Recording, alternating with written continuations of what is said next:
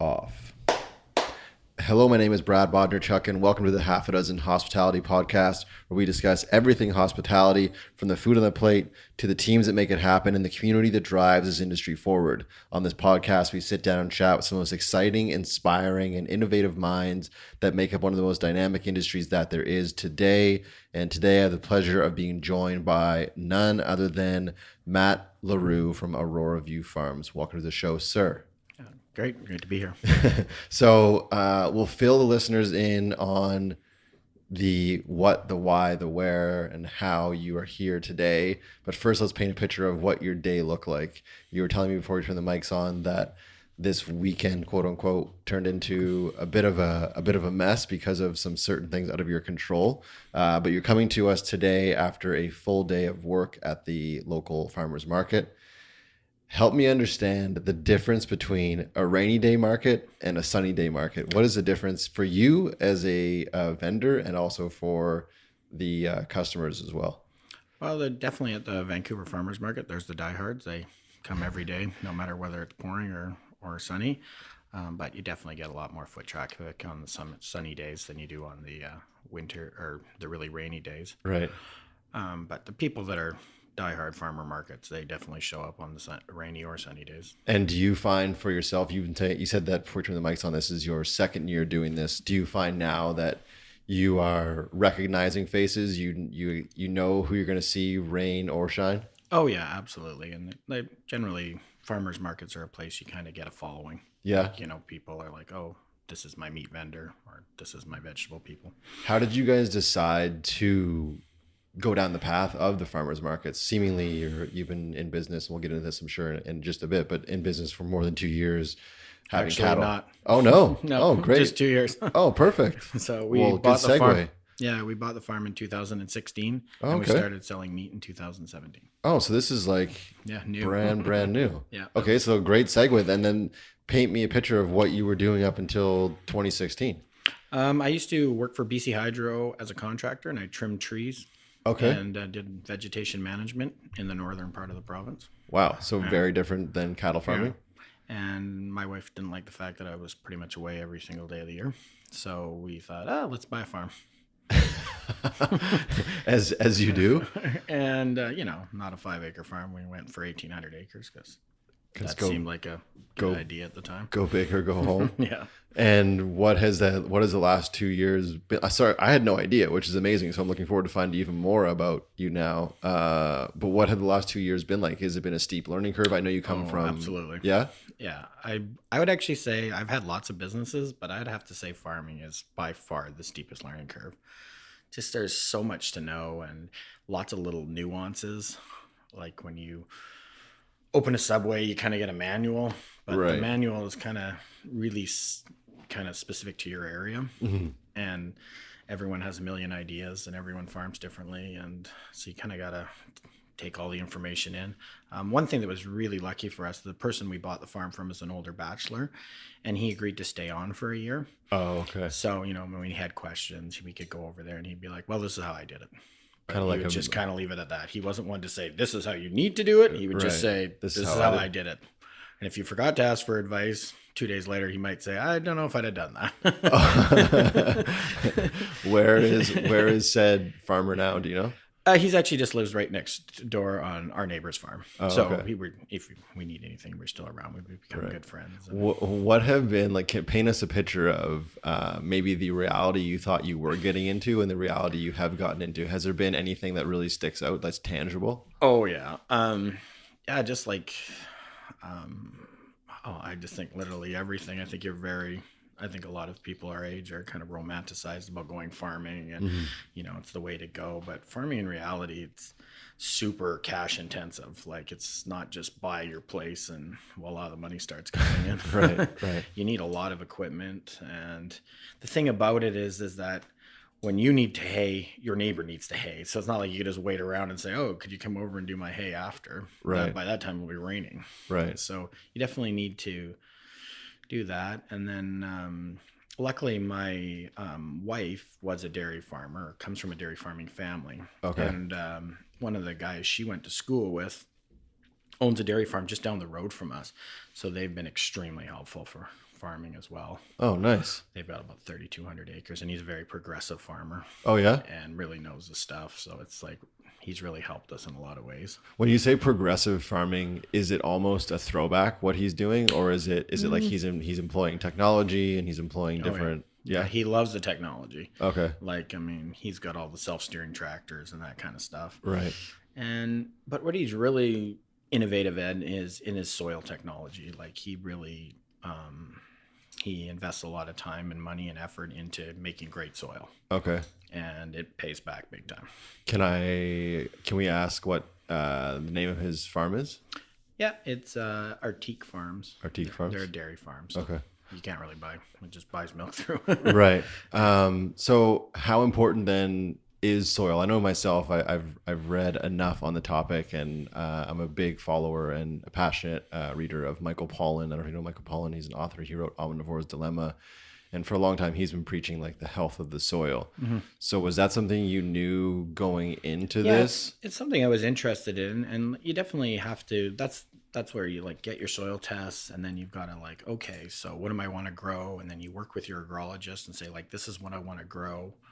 And then you say to your agrologist too, what grows well here in this type of soil? Like it's not just, and then we tend to use this regenerative agriculture. So we'll hay a field, and then when we're finished haying, we'll let our cows on it in the fall so that, they stomp on it and put manure on it. And in the spring, we'll, run it over with a harrow. So spreads it around. What's a harrow? Sorry. Like it's just like it's a long thing with teeth. It just kind of bounces around and it just roughs up your soil your thing. And then, your fields. Yeah. And then, then we plant some crops. We do plant a bit of barley and oats to feed to our pregnant cows, just to give them a bit of an energy boost when when they're calving. Yeah. And then we have all the grass for our regular steers and stuff. So how do you go from BC Hydro, fairly corporate, obviously what you were doing was a little bit different. Go for it. Grab some water. Yeah. Yeah. A more of a corporate environment to now living on the farm. Oh, just put it on top of the, there you go. Yeah, that's why she's there. Go from BC Hydro, which is obviously a little bit more corporate. What you were doing was a little bit more labor intensive, I'm sure. So the work aspect and the sweat aspect of what you're doing probably isn't or wasn't a surprise. But how do you go from just the mindset of what you were doing to now looking after cattle and concerning yourself with soil and now looking at buying tractors and all these other things? Like, was it were you living a totally new life, and did you expect it to be as dramatic as it was, or was it not that dramatic? Well, the machinery side, like I'd never really driven a tractor up till I bought this farm, to be really honest. But, I did have machinery on the other side. Mm-hmm. So, I mean, a lot of it's, again, everything has some technique. So you can ask people and they're like, oh, this is what you got to do, or this is what you don't have to do. But again, you got to just figure it out a little bit yourself. Mm-hmm. I think the one thing, like obviously when I was doing before, obviously weather still played a factor in it. Yeah. But farming, weather plays a massive factor in what you're up to. Like, give you an idea, last year we had an extremely long winter, and we did not. The snow never went away. So when we planned not to calve on snow, but we literally had snow till the end of May. So we ended up calving on snow, and we were definitely not prepared for that.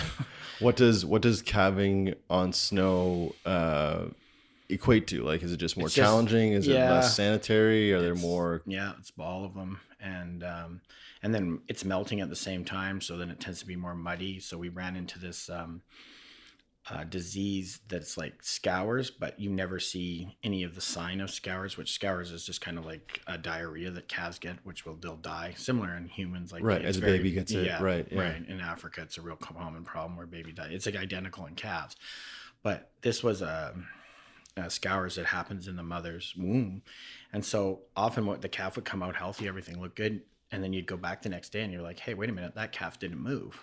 It should get up. Like you knew it got up because you had moved it, but then the next day it was still sitting in the same spot. That's how sick it was. Oh no! At first we didn't realize because it's like I've never seen this before. Right. So we lost a couple, and then you go see the vet, and you're like, oh, what's going on? He's like, oh, this is going on. So then you got to kind of adjust. So Yeah, there was some big learning curves. And also the first year we went out there, it was like perfect calving season. We didn't lose a calf. I'm like, oh, any idiot could do this. I don't know what calving, all these people yakking about calving season. How difficult could this be? Like everything just went perfect. Right. And the second year went pretty good, like really little problems. But the third year was just like every time we turned around, we ran into some other difficulty that we had no clue about. Right. But, and even talking to my dairy farmer friend where they calve inside and everything, he's like, hey, it's like, just when I think I got calves figured out, 3 weeks later, I don't have calves figured out. Really? And you would think after all these years of people calving, like they would have it, like you said, down packed, but there's so many different variables you need to be concerned with, weather being one of them. Oh, totally.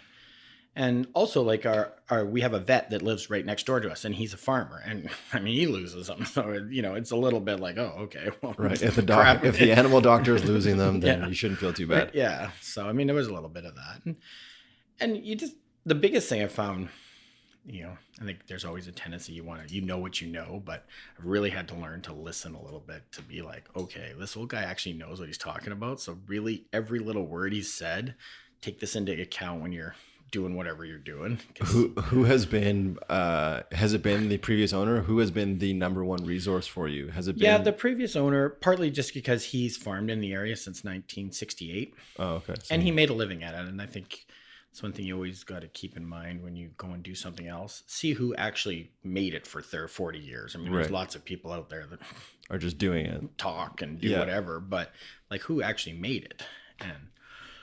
But he's a cool guy in the sense that he's more than like, man, try new things. Like, that's what I did. And so it's not like, oh, this is the only way to do it. Mm-hmm. So, yeah. So that's been cool. But definitely both my wife and I have found the learning curve is steep. And you guys are crazy busy with a family as well, not just a family of cattle. Yeah, we have 5 kids too. You have 5 kids under the age of 8. Yeah, amazing. So when I first met you and first engaged with yourself and Elizabeth via email and understood your situation in regards to your family, I thought, oh, these guys come from a long line of farmers. They have 5 kids. It kind of like the picture kind of painted itself. Yeah. But now understanding that wasn't your reality 4 years ago, 3 years ago, what is it dynamically like now being parents of 5 kids and running such a finicky business? And when I say finicky, like you said, so dependent on things like the weather, but also trying to be a dad, trying to be a partner, be an entrepreneur, be a businessman. Like, what is that like? Well, the one thing that's nice about the farm is, we load the kids in the ATV or the quad and we drive around and look at the calves and, they jump out. And one thing that's really cool about our animals is the previous owner, because he was only by himself, he actually developed a system where he just calls the animals. He doesn't chase them. He doesn't have horses. He doesn't have dogs. He just calls them and they'll come to him. Wow. So we've obviously tried to keep the same method. So it's kind of cool. You can just call them. They'll come right up to you. So you can look around and see what's going on. And, they're very tame. The kids can get out. And How do you call a cow? Yes, here, moo cow. Really? But it's a voice. Like like a tone. He has a tone, and we try to emulate that now. And it's funny, they know me. And cows are interesting. Like if I have my hood on, they won't come near me. As long as I take my hood off, then they're like, oh, that's our guy. Oh, really? Oh, yeah. They recognize right away. Interesting. Yeah. And the old guy said, oh, I basically wore the same shirt and hat my whole life just so they know who I was. That's pretty cool. Yeah. And do you find that aspect of your career challenging, that relationship that you build with these animals? I know a lot of people listen to this show are plant-based eaters or vegetarian eaters, and they may not be omnivores. They may not consume meat, and a lot of the reasons they don't because of the quote-unquote like ethical matters in regards to animal farming. But do you yourself find that challenging when you build a relationship? They recognize you without your hood on? Yeah, it's definitely, like, I think to be a great farmer, you have to be concerned about your animals. And I mean, it would be crazy if it said you didn't have any attachment to it, right? I mean, it's not just, it's kind of like having kids. You have great days with kids and you have not so great days with kids, right? Yeah. And any parent that's going to tell you that they only have sunny days with kids is probably kind of fooling you, right? Yeah. Or didn't have any. So, I mean, it's kind of the same with animals. I mean, when I first started off, this guy taught us kind of how to herd them and handle them in pens. And it's always like, we really try to have the lowest stress environment. Mm-hmm. But when I first started doing the meat aspect, I had 2 large steers in a corral with me, and I was getting them ready to load them into the trailer. And I didn't wait for the previous owner to come up with me, and the steer went by me, and they do sometimes when they go by you, they do a little bit of celebratory kick. Well, he kicked me right in the face and knocked me right out. I was are you serious? I was out for like 10 or 12 minutes. Wow. So that changed the dynamics a lot for me. I had a hard time.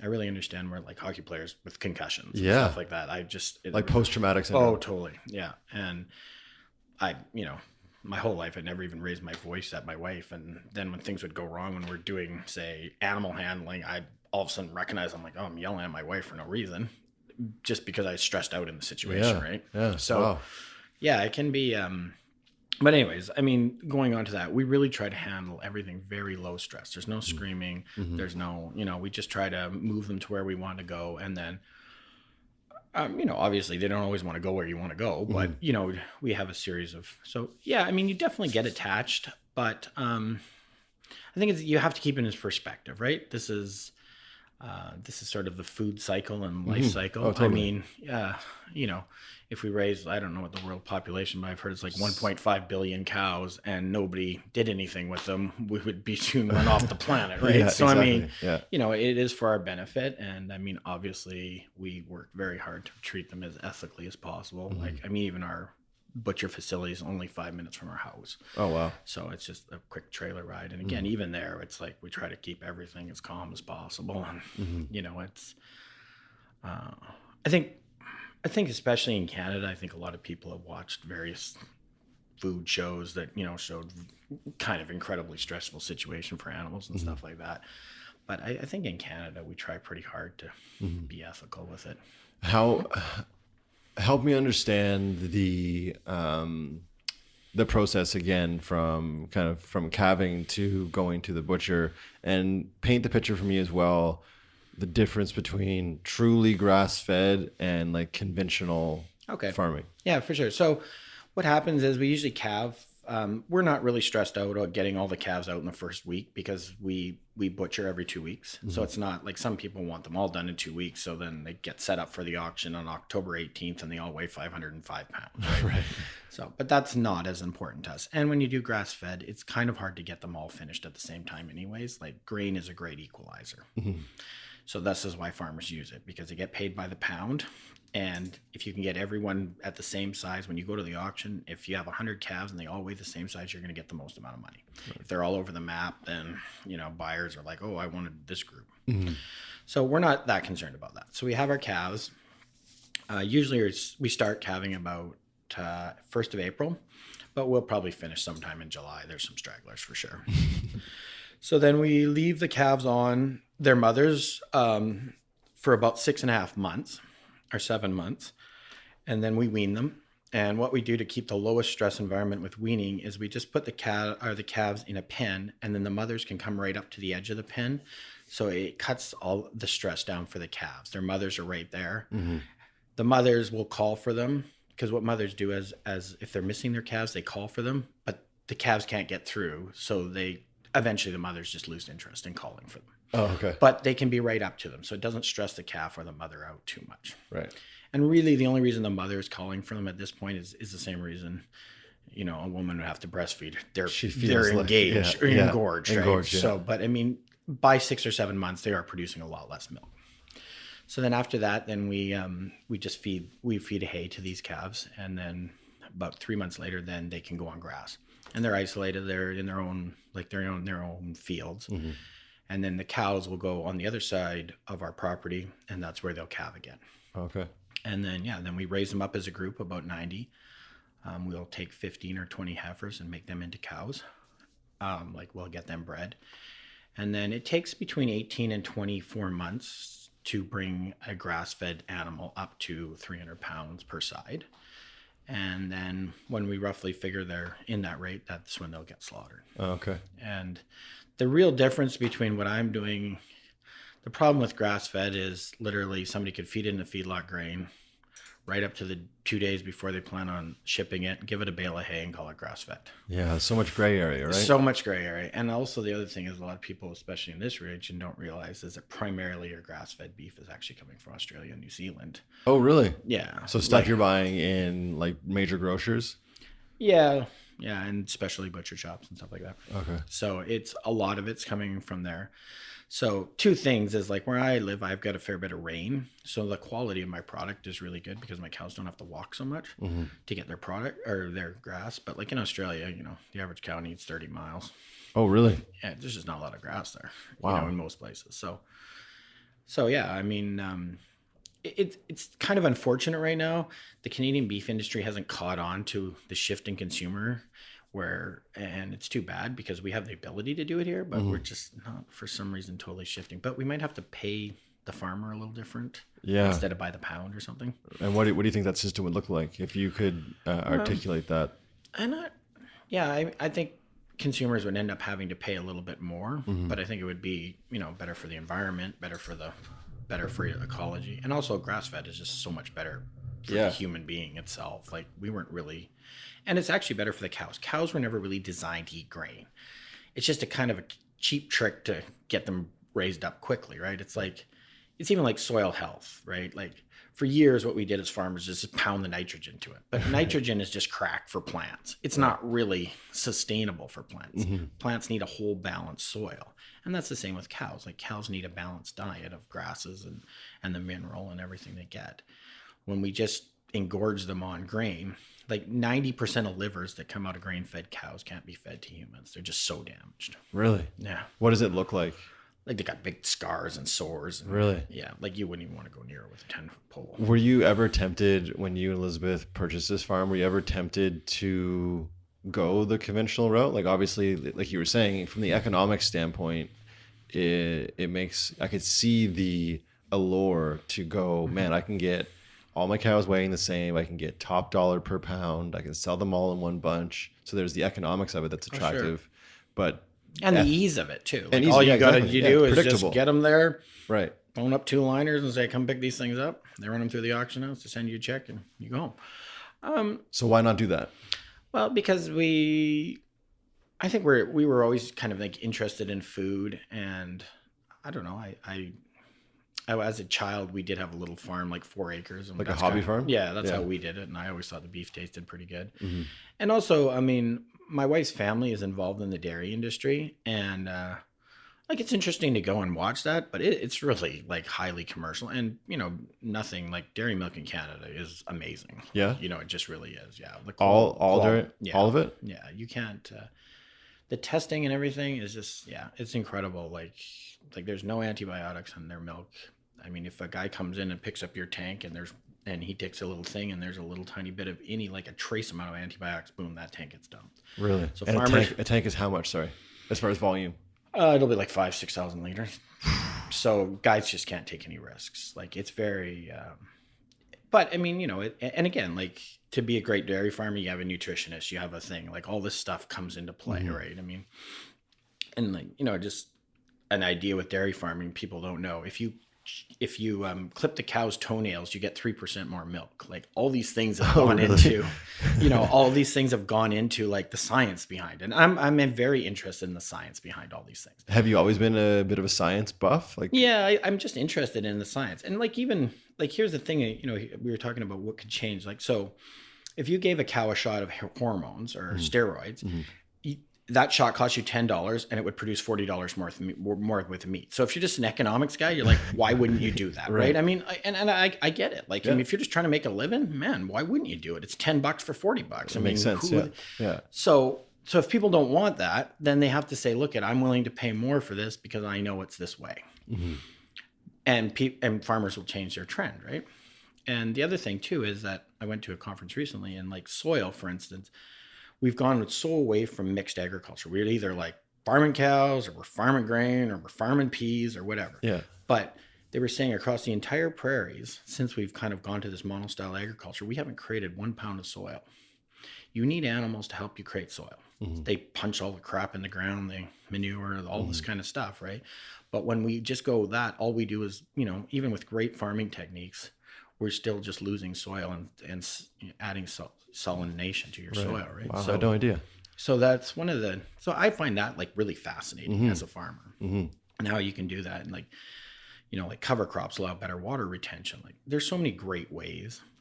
I think it's like, moving towards electric cars. Like, Yeah, for sure. the idea behind it is incredible. Have we got everything quite there? It's getting there. Yeah. Not quite yet. And I think this is the same with farming. Like even like just doing conventional farming, but with like all the soil samples and stuff like that. Like my buddy, he uses half the nitrogen he used to use before because he's got better potash in there, which allows for better, nutrition absorbent.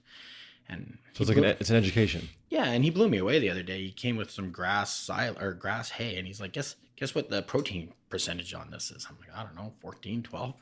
No, he's like 22. Wow. So then I was like, wow, that blows me away, because alfalfa is hard to grow where we are. So that's a legume, which a lot of people use because they like the protein. But it's tough to get alfalfa to 22%. And he's just getting regular grass to 22%. So how's he doing that? Which is a mixture of soil? Yeah, it's just what he's adding to his soils. Wow. And, good crops. And also, and there's like when you got to cut it, like he cuts it when it's very tender, all this kind of stuff, right? I mean, it's like growing nice greens for you're eating yourself, right? Salad, if they're super tender and young, you're going to be like, wow, these things are amazing. But if you left them in the garden for 8 months, you're going to be like, wow, this is a horrible piece of Swiss chard. No wonder nobody likes that. Yeah, speaking of which, I have some on my patio right now that I need to clip. It's been there for a few months. Yeah. So let's talk a bit about the industry that you're in particular, because I sit down with so many people that cover off, so many different parts of this industry as a whole, being food, whether they're head chefs or restaurateurs or bakers or architects or designers. I'm always intrigued by whether or not you feel, as a representative from your side of the industry, do you guys, men and women, farmers of cattle, do you guys share information openly, or are there silos in the industry that you feel need to be knocked down to really move the industry forward? You were talking about how you feel like maybe in Canada we're still a bit behind in regards to how we're set up. So could there be a platform that could be facilitated to allow for more conversation and more education, or is everyone too busy doing what they're doing and not wanting to share? Well, I think there's like a generational change too, right? So like my neighbors around me, they all have their properties paid for. They farm for years. Their mom and dad may have passed it on to them. So conventional farming is like, say that my neighbor beside me runs 120 head. You know what? They do their things. They're great cattlemen. They sell at the auction. They get their $180,000 and they're great. They're happy. They don't have, but when you're a younger farmer, you have this huge mortgage to pay.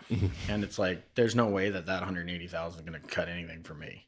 So, I mean, I think out of necessity, I've had to be like, okay, well, I mean, this, if I read, this appears to be on trend. So who are the type of people that would purchase this trend? So I'm looking for people that, like, okay, this is important to me. I want to know how my animals are held. I want to know, people will say to me, oh, well, I could buy it at Costco cheaper. Absolutely. But I'm not trying to compete with Costco. If I was, I would go broke. Right. So I'm hoping that when you taste my product, it tastes different than Costco. And if it doesn't, well, then I probably screwed up. How do you deal with that, especially at the farmers market? Because I'm sure you get a bunch of people coming up and they're like, oh my God, like $8 for a steak. Yeah. But I mean, you know what? When I look at Costco, I'm not even that much more money anymore. Right. It's like they've gone up a long ways too.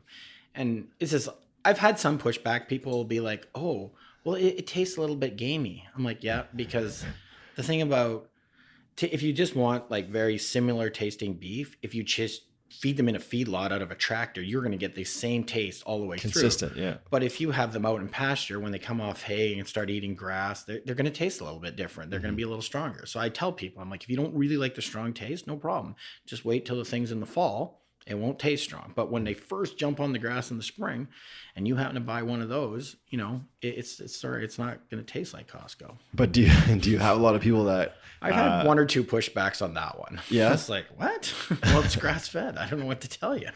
But do you have people that maybe haven't tried grass fed before, find you at a farmer's market or find you guys online, order a side of beef or order some cuts from you, and then they re-engage with you like 2 weeks later or a month later, and they come back and they say, Matt, that was amazing? Yes. I mean, that happens all the time. And the other major market we run into is people that were vegans and vegetarians that have been told by their doctors that, look, you're going to probably die if you keep going what you're doing. Right. You need to you need to engage some meat in your diet, because the interesting thing about beef meat that's grass-fed, like it helps you digest your vitamin B12s and 6, and there's really no other way, and certain parts of iron, and there's really no other way, even supplementally, that you can do it without. So what happens is people go along and, yes, I'm the world's greatest whatever. I'm not making fun of it. It's just, No. they're the world's greatest vegan or Yeah. That thing gets loud. you know, and then all of a sudden a crash comes. And it's like, oh, okay, well, maybe I just need to do this or that. But what we're finding out is that meat helps you digest certain stuff in your system. And so a percentage of meat is kind of almost required. And especially if you're like working hard, I think we get away with it a little bit in our society, as we're not, having to shovel ditches anymore, things like that. A little more sedentary. Yeah. But I mean, as I would say 30% of our clients are people that were previously don't eat any meat before.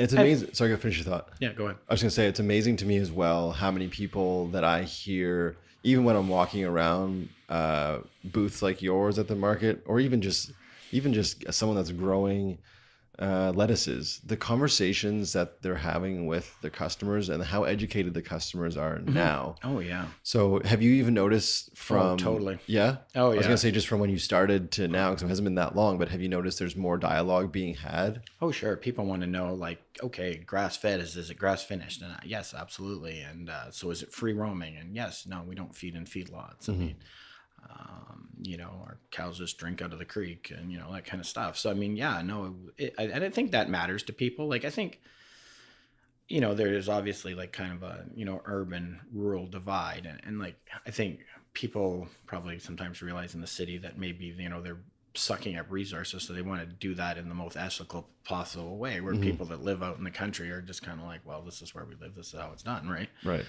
So, it's kind of like, it's almost like our carbon debate, right? You get all the people in the cities that are saying, yeah, like I totally understand that. I think if I buy some gas, then I should. It's like, you get people where I live. It's like, look at, man, I got to drive 50 minutes every day to work. Yeah, exactly. So this is just another burden to me where, but I think there's like anything, I think there's a compromise between two things. And I think, yeah, I don't know if you need to eat steak every night for dinner, but maybe when you do, you should eat quality steak. Oh, 100%. And that's, to me, I think where I think that it's actually good ecology. Yeah. And I think too often too, like, I think one of the things we see in our thing is people are like, oh, we see like a lot of cancer. And I think part of that is that 100 years ago, you couldn't make canola oil as a farmer. It's a highly processed thing, but yet we eat a lot of canola oil. Just like you and I couldn't just sit down in here and figure out how to make almond milk. Like, it just wouldn't happen, right? Like, it's a highly processed thing. And I think when we do really highly processed things, this is where I think we're running into soya. There's nothing you and I could do with soy unless they process the hell out of it, for instance. Even canola, right?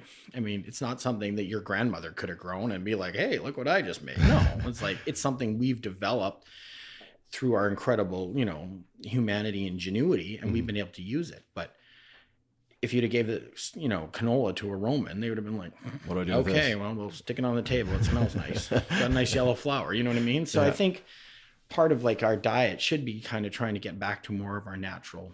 Totally. And I feel like we're going there. I do. And I think that's so I don't think we have like such the harsh, I mean, obviously there's people on all extreme spectrum, but I think the average person is like, okay, you know what? It's probably a good idea to eat some red meat with a little bit of fat on it once a week. Yeah. I mean, my dad's generation, they just eat it every day. But, and I think just listening to lots of food things, like I think we went off the rails in the 50s on how we should eat. Oh, for sure. And people literally made up kind of science that, you need to eat Kraft dinner kind of thing. Yeah, That'll make you healthier. Yeah. Where I think now people have looked back at the science and going like, ooh, wow, there's some pretty big agendas here. Red meat isn't necessarily the problem. Fat isn't necessarily the problem, but what kind of fat are you getting, right? You mentioned that some of your, like 30% of your customers now that you're engaging with are past vegans or past vegetarians. Can you paint myself and the listeners a picture of who the Aurora Farms demographic is? Like, is it a certain person, or is it so varied for you? You know, it's really fair. There's definitely like the families that are like, you know what, we want to give our children the best food they can get, and you know, we're willing to make the sacrifice for that. There's, you know, the younger's 20s that maybe have run into some, say, especially some younger women that we have at work they've got serious iron deficiencies. Mm-hmm. And, you know, they're just like, I don't know, you know, ethically, they're like, I don't know, what should we do? They'll come, they're like, okay, let's try a steak. And they'll be come back. They're like, okay, this isn't so bad. This is actually good. Right. You know, let me get a few more. Like Mm-hmm. I could learn to like this, you know, where I think maybe the propaganda around it is like, oh no, if you do this, you're, you know, an ethically horrible person. Right. I think a lot of people are. And I think too, like, you know, you mentioned it earlier, but I think to keep in perspective about how we handle animals and how they end up on our dinner plate, you know, I often say this to people, and I think it's a real true. Have you ever seen a wolf kill a moose? It's horrible. Oh yeah. It's just Mother Nature is it's a beast. awful. Yeah. I mean, it's called humane because we did it, and you know, like the machine that they use it, you know, it's as humanely as possible, and I truly believe that, and so, you know, just saying the attachment, I feel like, okay, you know, it's fulfilled its purpose. Mm-hmm. And yeah, like I want them to have a great life, just like I want have my kids a great life or anything else. And so I feel that, you know, when they leave my farm and they end up on the dinner plate, I know they've had the best possible life. Mm-hmm. And I think and I would say that that's how most farmers pay, even if they're feeding a lot. I mean, because most farmers in Canada are not corporate farms. Mm-hmm. They're smaller farms. I mean, smaller, yes, some of them are 10,000 acres, but in general, they're just kind of a mom and pop shop with a couple of employees. Yeah. You know, there is some massive feedlot operators like Cargiles and stuff like that in Canada, but that's not the norm. Mm-hmm. And Cargiles doesn't grow their own beef. They get it from all these local farmers, and then they fatten them up or whatever. Oh, okay. Yeah. So when you because you were talking about the auction to me is I've never heard of it, nor did I understand it. So how does that work? And are your cattle going to auction? No, ours never go to the auction. So what happens is basically every 2 or 3 weeks there's auctions in the interior of British Columbia, and this is how most farmers. So most farmers are calf operators. So what they do is they breed their cows, and then they have calves, and then they raise them up to a certain weight, and then they sell them at the auction, and then buyers come in and buyers buy for feedlots. Like the Cargiles of the world? Yeah, or whoever. Like, so JD, I think it's JD something in Brooks, Alberta. Okay. So basically in Canada, there's not a lot of large slaughter facilities, but there's 2 in Alberta. Most of the ones in BC are just small. They're just little tiny ones. Mm-hmm. So they buy them up, and then most of our beef in BC is actually shipped to Alberta. And then there's feedlot operators. Right. Big and small, and then they buy them up and they bring them up to the weight that the houses want, right? And then they slaughter them, and then they ship them out to the people that want to buy them. The one thing I will say though, for a smaller farmer, if you do the whole thing, the one thing about beef is there's 1,000 people touching your beef, like in a sense. So if you did it from start to thing, there is some profit in there for you. But like if you think about it, so a cow-calf operator gets, say, $1,200 for a calf. Then this guy buys it and he gets $15 for handling it. And then it goes to a feedlot and they get a little bit. And then it goes to the slaughterhouse and they charge for this. And then the slaughterhouse goes to a wholesaler. And then it goes to Costco or it goes to whomever.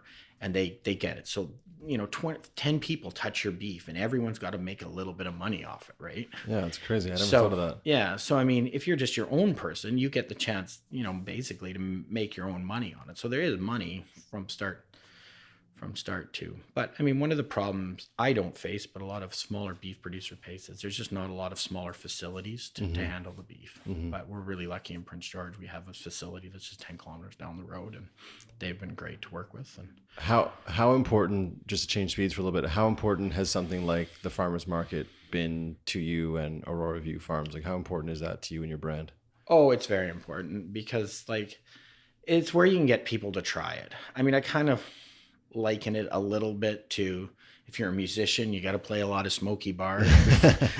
And, you know, if you got the right thing, then somebody eventually catches you and be like, hey, this is, you know, you're it. So, yeah, I'm willing to spend the money on you. I think a little bit of it's like that. You know, you have to stand there and busk away kind of thing to say, hey, look at, I've got this great product, and that's how you get tried. Because I originally naively thought that no problem, I'm just going to start an online meat business and I'll be selling out in a week. No. Was that the model going into it? Yeah, and we do sell beef online, of course, but no, that wasn't it. And it was extremely frustrating. It was like we'd get like all these hits, but no sales, and it's like, why is this? And to be honest, I had no idea how this worked. I've had other businesses, you pay some internet Yahoo to build a sexy website, and promote it a little bit, and it's just coming in like tree business or whatever, right? And you're making, but this was just like nothing. I was like, oh my gosh. And like I actually paid to have, and this guy's good, and I actually paid to have like a kind of a custom built website rather than these cookie cutter ones that say, oh, this is worth $700. Yeah, okay, everyone has one of these $700. But no, and even that was like, and then just to build a social media presence, like that's not my thing, that's my wife's thing. But like, just, you got to post all the time, and people got to see you, but they've got to trust that this is the product they want. Yeah, I was just gonna say your product is different, I think, than a lot of other markets, because people want to and need to know the story behind it. Absolutely. And I think that's so important for you and Elizabeth, and then obviously your kids at some point as well, to be able to tell that story, because people are, yes, they're buying the actual physical product, beef, but they're buying the story as well. Oh, absolutely. And it's so important, and I think that as well is what differentiates farms like Aurora View Farms from going and shopping at Costco. There's no story there. No. But a lot of people now, they want that story. They want to know how that calf was raised to a cow, and how that was butchered, et cetera, et cetera, et cetera. So you're selling the story. Absolutely. And the thing is, and because I always joke with my friend about the dairy, it's like Dairyland has that organic brand. It's like there's no story to that organic brand. It's just like, okay, it's $5 more, but why? You know what I mean? People want to believe in you, and like I think, I mean, a good example is sort of A&W has always pounded this, whatever they do, but really, like, it's not from Canada, right? So say McDonald's has pounded that this is Canadian, and so people have to decide, like, but people don't necessarily always equate that, because it's not like they say, oh, well, this comes from New Zealand. Exactly. No, they don't say that. No, but it's like, oh, it's ethically raised or whatever. Yeah, I think as consumers, we still have to do a lot of research, because marketing has gotten so good, so slick, so slick that you're buying into something before you even understand what you just agreed to buy into. And I think simplicity, right? I think people that come to the farmers market, it's like, okay, I'm building a relationship with, whether you're selling vegetables or the fish guy or whatever, right? Or the eggs or whatever. It's like, okay, like, I like this person. I feel that they're doing the right thing. I don't feel like when I go home, they're feeding the cow Mazola oil or something. You know what I mean? Yeah. I feel these people would really do what they say they're going to do, right? Yeah, that's super important. And I mean, it's like anything, right? Like, people want to be able to do the right thing, but without too much difficulty. And I think that, that's when they...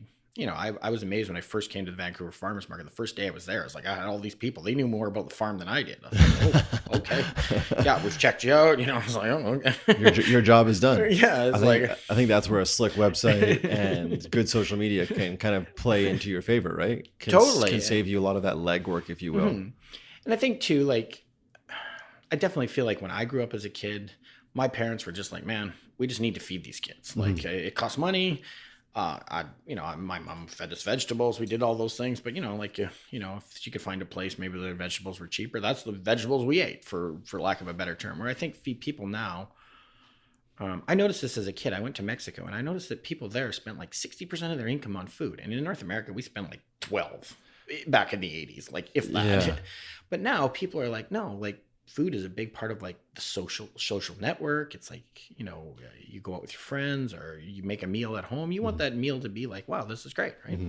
And I think that so that's changing. People are like, okay, I'm good with that $14 steak, because this is going to be a great steak, and I'm going to share it with my wife or my kids or my buddy. And it's something that's different than just whacking piece of tenderloin. Yeah, I think the number was, and I have to check the notes, but I actually had Veronique Campbell, who is the head of UBC Farms, on a little while ago, and she was talking about just that, the discrepancy of the percentage of household income that was spent in 1960s on food to the 1990s or 1980s, and it was like it dropped from like 65% to like 8%. Oh yeah, Like it's insane. Dramatic, or I think it was 30% to 8%, whatever it was dramatic either way. But I agree. I think we're starting to see an uptick on people are more willing to spend an extra $1.50, $2 a pound, whether it be their beef or their vegetables, etc. Yeah. Matt, the show is called the Half a Dozen Hospitality Podcast. So I have for you 2 questions that I ask every guest. So I'm going to put you on the spot, but I feel like you can do this. I need from you 1 to 6, 1 to half a dozen of your have-tos. Stay with me here. So I need from you 1 to 6 items of things you've experienced in your life that you feel like our listeners have to experience, whether it is a meal you've eaten, a book you've read. It doesn't be related at all to what you do day in and day out, but something you've experienced in your life, 1 to 6 of those things that you feel like our listeners have to experience. You mentioned you lived in Mexico for a year. That's pretty cool and pretty unique. Is there anything along those lines that you feel like our listeners have to do? I'd say the number one thing you have to do in life, and this is the thing that drives me nuts when I get employees or whatever, be interested. Like, I don't need a ticket to flag because I've watched how they've done it. Right. You know, I could probably put up power poles because I watched how they did it. I could load a dump truck with an excavator because, you know, I might not know the controls, but within a few minutes, I got the gist of how this is going to work. And I think that's the saddest part in our society. Like, yeah, when I went to Mexico, I learned all about the Mayans. I mean, that's why I was there. I learned about the church that was there. You know, like how the Europeans came over there. Like, I think that's one thing my parents have passed on. I want to say that's the biggest thing is I meet young people sometimes, and it just appears they have very low interest. Do you feel like people aren't asking enough questions? Yeah, just not interested. Like, do you see that? Do you see that in your kids or no? No, my kids go outside and climb the highest tree and see if they can break their arm. So they're interested to test the gravity. Yeah, they just, I mean, one thing is because it's such a large farm, like, you know, there's a ton of area to space. And I think just naturally, I mean, obviously it's a different environment than being in the city. I mean, you know, one day my kid, my oldest who's 8's like, Mom, can we go to the barn, which is about 400 meters away? So she's like, oh, okay, yeah. There was some other little girl with them, and I'm like, you know, I just went down to the barn and I didn't see any of our kids. She's like, oh, okay. So it's like, okay, call, no, nothing. It's like, now, you know, it starts to like, well, okay, well. So anyways, then I'm like, well, quite a while ago they took off on us before and they went down to the creek. So I'm like, oh, maybe they head down to the creek. And this guy that I was with just couldn't believe they'd walk this far in which like is 40. Well, it's a mile. Like they'd already walked a mile away from the house. But like, you know, it's in the wild. There's bears. There's right. You know, like I joke with my kids. I'm like, you know, if you don't tell us where you're going, you guys are kind of like perfect bite-sized snacks for the wildlife around here. Yeah. So I think being interested is important.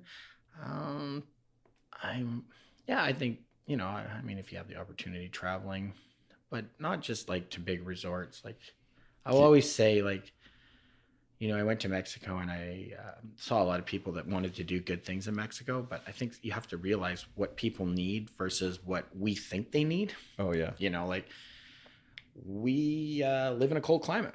We need some sort of decent shelter. When you live in a warmer climate, you need something to protect you from the rain, but you don't need central heating. And I think sometimes we go down to these places and enforce what we think should be the standard of living when that's not really helpful. Right. So I think, you know, look at what you're doing, and I don't know. And I also think enjoy your family. Yeah, I think that's very important. I often say that, you know, when you die, everyone comes to bury you, but only your family really remembers you. Yeah. You know, and I think that's really important. Yeah. Can I ask, are we done at 5 or? Yeah, we were kind of done at 4, but not quite. I mean, I will be upfront. I'm Catholic, and so that's played a big part in our lives too, my wife's and I. And so yeah, spirituality I think is important too. Yeah, for sure. Well, you have a beautiful family. It's a great blessing. Yeah. The last question I have for you, Matt, before I let you go, is the same kind of idea but different. So it's the half a dozen haven't yet. So more of a bucket list question. So I need from you 1 to 6 things. Again, you can do 1 or you can do 6, but anything on your list that you haven't experienced yet? It sounds like you've experienced a lot. You've completely changed careers. You've purchased into an industry that can be unforgiving and very challenging at times. So what else is on your list that you haven't done yet?